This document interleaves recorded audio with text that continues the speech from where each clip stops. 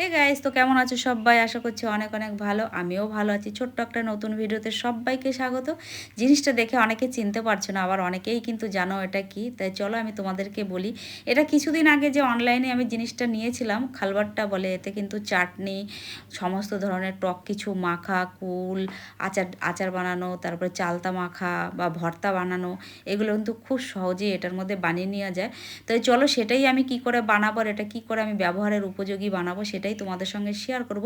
পুরো ভিডিওটা দেখার অনুরোধ রইল, আশা করছি ভালো লাগবে। ফেসবুক থেকে ভিডিওটা দেখলে চ্যানেলটি ফলো করে পাশে থেকেও, ইউটিউব থেকে ভিডিওটা দেখলে চ্যানেলটি সাবস্ক্রাইব করে পাশে থেকেও। তা নিয়ে চলে এসেছি বেসিংয়ে, কল খুলে দিয়ে আমি কিন্তু ভালো করে এটা মানে কসবাইট দিয়ে কচলি কচলি ভালো করে ধুয়ে নেবো। যেহেতু এটা প্রথমবারে ইউজের জন্য রেডি হচ্ছে, এতে বালির কণা কণা কিন্তু পার্টিকেল থেকে যাবে ভালো করে ইউজ না করলে। তার জন্য কিন্তু আমি এটা সুন্দর করে 4-5 বার কিন্তু এটা ভালো করে ডলে ডলে ধুয়ে নিয়েছি।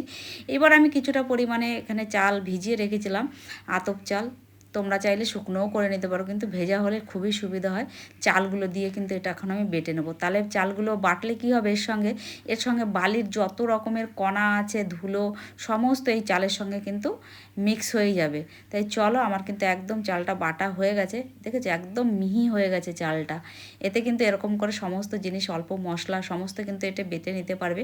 এবার যে চালটা বাটা করেছিলাম সেই চালটাই কিন্তু ভালো করে নোড়াটার গায়ে, খলটার গায়ে, আর এই যে মানে খলবারটা বলে, সমস্ত দুটোর গায়ে সুন্দর করে এই চালের মিশ্রণটা কিন্তু মাখিয়ে নেবো। মাখিয়ে ভালো করে ঘষে ঘষে প্রায় 10 থেকে 15 মিনিট এটা এরকম করে মাসাজ করব। তাই চলো, আমার কিন্তু সুন্দর করে মাসাজ করা হয়ে গেছে। প্রায় 10 মিনিট ধরে এটা আমি মাসাজ করে নিয়েছি, যাতে বালি, ধুলো, ময়লা একদম এর সঙ্গে না থাকে। তাহলে এবার কিন্তু এটা ধুয়ে নেবো, একদম সুন্দর করে ধুয়ে নেবো। তো চলো, এটা 3 থেকে 4 বার আবার কষলে কষলে কিন্তু ধুয়ে নেবো, যাতে একটু ওই যে চালের গুঁড়োটা করলাম, চালের গুঁড়োটা যাতে না রয়ে যায়। তাই চলো, আমার ধোয়া একদম কমপ্লিট হয়ে গেছে। এটা জল ঝরতে রেখে দেবো শুকনো করার জন্য। দেখো, তাই চলে এলাম কিন্তু 2 ঘন্টা পরে, মানে আমি আগেও আসতে পারতাম, তার আগেই শুকিয়ে গেছে।